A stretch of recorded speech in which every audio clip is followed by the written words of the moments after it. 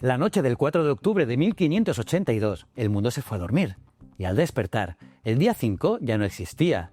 Ni el 6, ni el 10, ni el 14. Amanecieron directamente el viernes 15 de octubre, de la noche a la mañana. A millones de personas les borraron 10 días de vida. Sin máquinas del tiempo, sin alienígenas y sin trucos de magia. Fue una decisión real, oficial y científica que provocó el caos absoluto. Alquileres sin cobrar, santos sin día de celebración y disturbios en las calles. Y es que te han borrado 10 días de la vida, así de golpe. Como quien arranca un bloque entero del calendario y hace como si nunca hubiera existido. Y no fue un error, ni un fallo técnico, ni una travesura del destino. Fue una decisión consciente y, como digo, para colmo, científica. ¿Pero por qué? ¿Quién decidió que el tiempo podía saltarse? ¿Qué clase de truco histórico es este? La respuesta, como tantas veces en la historia, está en los astros y en un emperador con ganas de poner orden en el calendario, Julio César. Soy JJ Priego, esto es Historias de la Historia, y aquí se cuenta la historia de otra forma. ¿Quieres saber más? Acompáñame.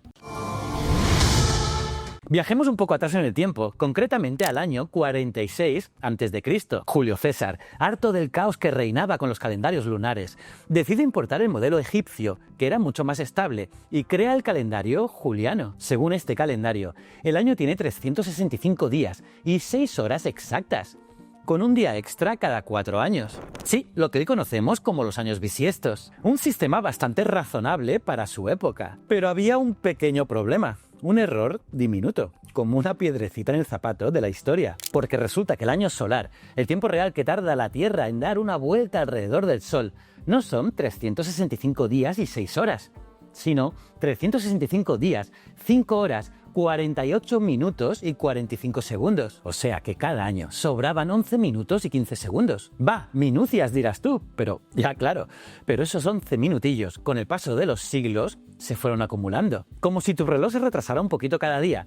Y un buen día descubres que vas una semana tarde a todo. Pues para cuando llegamos al siglo XVI, llevábamos ya 10 días de retraso respecto a las estaciones astronómicas. La primavera, que debía comenzar el 21 de marzo, ya estaba cayendo el 11. Pero no solo se trataba de flores o equinoccios desajustados, no.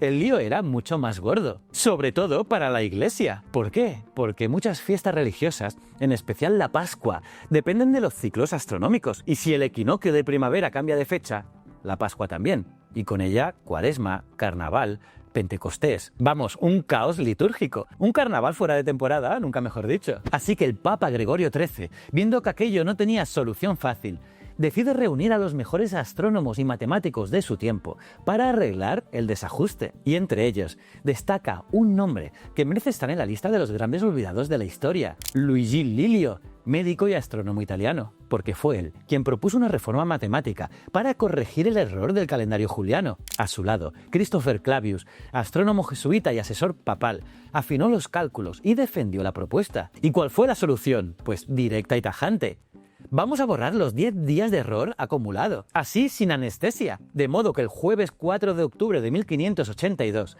fue seguido inmediatamente por el viernes 15. Los días intermedios simplemente no existieron. Es como si la historia hubiera pulsado el botón de reset. Ahora imagínate los efectos en la vida cotidiana. Contratos que ya no tenían fecha. Juicios que se celebraban en días que habían dejado de existir. Bodas programadas el sábado 6, que ya nunca llegaría. Testamentos con fechas imposibles. Un desajuste temporal tan real como surrealista. Y uno de los ejemplos más curiosos de este lío fue el caso de Santa Teresa de Jesús, que murió en Alba de Tormes la noche del 4 de octubre de 1582. Pero su acta de entierro dice que fue enterrada el día siguiente, el 15. ¿11 días de exposición? No, es que los otros 10 desaparecieron. Y esto, por absurdo que parezca, fue solo el principio, porque si pensabas que con una orden papal todo el mundo se iba a poner de acuerdo, te equivocas. Aquí comienza la guerra de los calendarios. España, Italia, Portugal y Francia fueron los primeros países en aplicar esta reforma gregoriana en octubre de 1582, pero otros, especialmente los países protestantes, no estaban muy por la labor. ¿Aceptar un calendario del Papa de Roma? Ni hablar, decían. Así que Inglaterra, por ejemplo, no adoptó el calendario gregoriano hasta 1752, sí, más de siglo y medio después. ¿El resultado? Pues un desfase aún mayor. Tuvieron que eliminar 11 días del calendario. Y claro, también hubo protestas. En Londres, la gente salió a la calle con pancartas que decían: devolvernos nuestros 11 días, como si alguien hubiese entrado por la noche a robarles el tiempo del bolsillo. Y ya que hablamos de fechas imposibles, déjame contarte otro caso emblemático: Shakespeare y Cervantes. Seguro que has oído hablar alguna vez que ambos murieron el 23 de abril de 1616, y por eso se celebra ese día el Día del Libro. Suena poético, ¿verdad? Pues es mentira. Bueno, es verdad, pero no del todo. Cervantes murió el 22 y fue enterrado el 23 de abril según el calendario gregoriano, ya vigente en España. Shakespeare, por su parte, murió también el 23 de abril, pero del calendario juliano, que todavía se usaba en Inglaterra. O sea que en realidad Shakespeare murió 10 días después que Cervantes. O sea que no murieron el mismo día, ni siquiera la misma semana. Pero bueno, la intención era bonita. Y no fue solo Inglaterra. Rusia no hizo el cambio hasta después de la Revolución de Octubre de 1917. Y eso trajo otra confusión histórica. La revolución empezó el 25 de octubre del calendario juliano, pero según el gregoriano fue el 7 de noviembre. Por eso, lo que conocemos como la Revolución de Octubre en realidad ocurrió en noviembre. Curioso, ¿verdad? Más tarde, Grecia se unió en 1923 y aún hoy hay países que usan calendarios paralelos, ¿sí? El islámico, el hebreo, el budista, el persa. En los asuntos internacionales sí que usan el gregoriano, pero sus ritmos internos siguen otro compás. Flipa, ¿eh? Conclusión: vivimos en un mundo donde el tiempo no es igual para todos. Lo más increíble es que lo aceptamos. Ahora bien, eliminar 10 días de golpe está muy bien, está chulo. Solucionaba el error acumulado, sí, pero ¿cómo evitar que volviera a pasar? Pues aquí viene lo realmente ingenioso. La reforma no solo suprimía los días sobrantes, sino que también cambiaba las reglas de los años bisiestos, porque el problema del calendario juliano era precisamente su exceso de bisiestos. Uno cada 4 años sin excepción, y eso generaba un pequeño exceso de tiempo que con los siglos se convertía en un problemón astronómico. ¿Y cómo lo arreglaron? Pues con una fórmula matemática que, ojo, aún usamos hoy. Todo año divisible por 4 es bisiesto, excepto si es divisible por 100, que entonces no lo es. Salvo que también sea divisible por 400, en cuyo caso sí vuelve a ser bisiesto. Vamos, que el año 1600 sí fue bisiesto, el 1700, el 1800 y el 1900 no lo fueron, pero el 2000 sí lo fue. Es como un pequeño rompecabezas temporal para mantener el reloj del mundo en hora. ¿El resultado? Pues un calendario tan preciso que solo se atrasa un día cada 3.300 años. No está mal para una reforma hecha en pleno siglo XVI, ¿verdad? Sin relojes atómicos, sin ordenadores, sin Excel. No está mal. Y si alguna vez llegamos al año 4900 y se nota ese desfase, pues no pasa nada. Se suprime un año bisiesto y listo. Parche aplicado, tiempo reajustado. Ahora, tú imagínate vivir en aquella época, en 1582, y que un señor con sotana y gorro de papa te diga: tranquilo, hijo mío, solo vamos a borrar 10 días.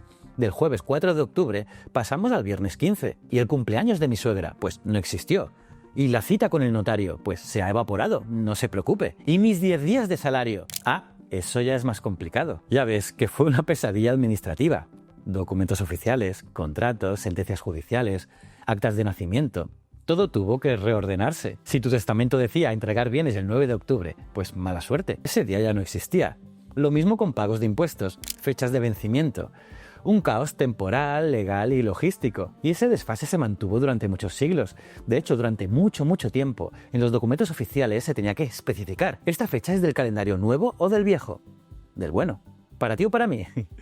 Y todo esto nos lleva a una reflexión más profunda. El tiempo, tal como lo medimos, no es absoluto. Es una construcción humana, un acuerdo colectivo, una convención que usamos para saber cuándo ir al médico, pagar la hipoteca o celebrar cumpleaños, pero no es una ley universal. De hecho, si miras el planeta hoy, te darás cuenta de que vivimos en múltiples tiempos a la vez. El calendario gregoriano es el más utilizado a nivel internacional, sí, pero hay muchos otros calendarios, como te he dicho, aún en uso. En Israel, por ejemplo, ya están en el año 5786, según el calendario hebreo. En Arabia Saudí viven en el 1447, guiados por el calendario islámico. En Tailandia, el calendario budista marca el 2568. En Irán usan el calendario persa y están en el año 1404. Y en Etiopía no solo tienen 13 meses, sino que viven en el año 2017. Por lo tanto, un mismo día puede tener 6 nombres diferentes, según donde estés, como si el tiempo fuera un idioma más. Así que sí, vivimos en un mundo sin una única línea temporal y eso es fascinante. Parece una película de Marvel, ¿eh? ¿Y tú, qué habrías hecho si te hubieran borrado 10 días de tu vida? ¿Te habrías quejado en la plaza? ¿Habrías exigido una compensación?